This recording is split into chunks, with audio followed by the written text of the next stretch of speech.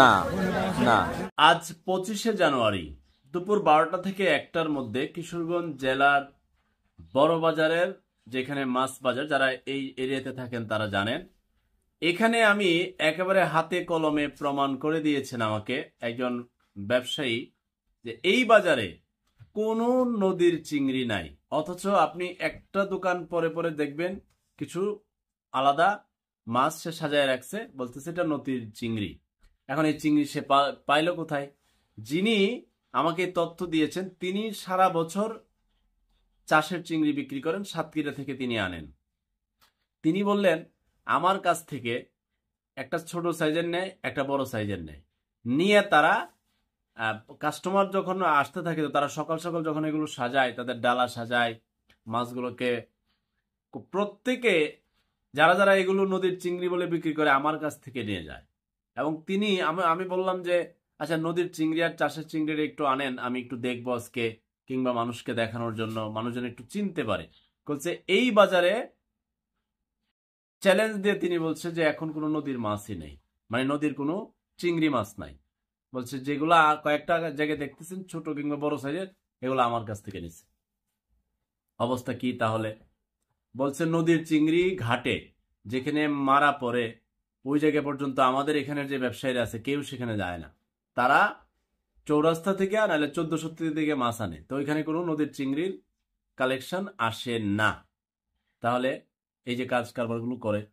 এছাড়া তিনি আমাকে আরো একটা তথ্য দিলেন, এখানকার যারা মানুষ বাজার করেন জানেন, আপনি জিজ্ঞেস করবেন মরিচকালির মাছ, জিজ্ঞেস করবেন করাতি বিলের মাছ, বলতেছে ওই জায়গায় এখানকার কোনো ব্যবসায়ী ওইখান থেকে কোনো মাছ আনে না।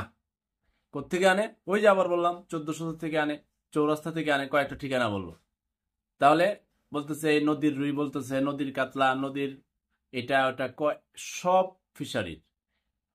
এবং চিংড়ি মাছটা নিয়ে সবচেয়ে বেশি প্রতারণা করতেছে, মিথ্যা বলে আমার কাছ থেকে 900 টাকা কেজি কিংবা 8-8.5 টাকায় কেজি ছোট কিংবা বড় সাইজের চিংড়ি নিয়ে তারা এটাকে 1200-1300 নদীর চিংড়ি বলে বিক্রি করতেছে।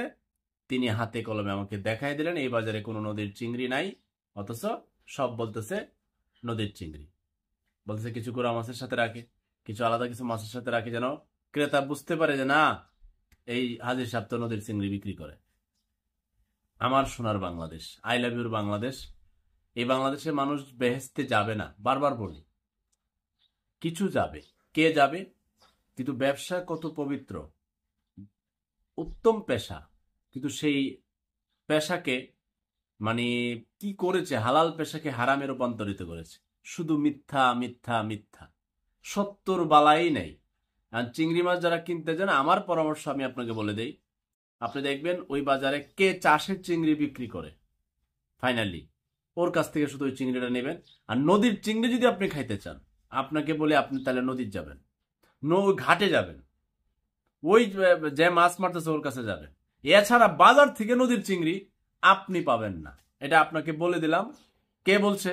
ওই সাতক্ষীরা থেকে যে চাষের চিংড়ি আনে, ওর কাছ থেকে ওরা কালেকশন করে, আই লাভ ইউ, আমি তো আনছি নদীর চিংড়ি। মিথ্যার বাংলাদেশ, জানি না কবে ঠিক হবে আমার সোনার বাংলা।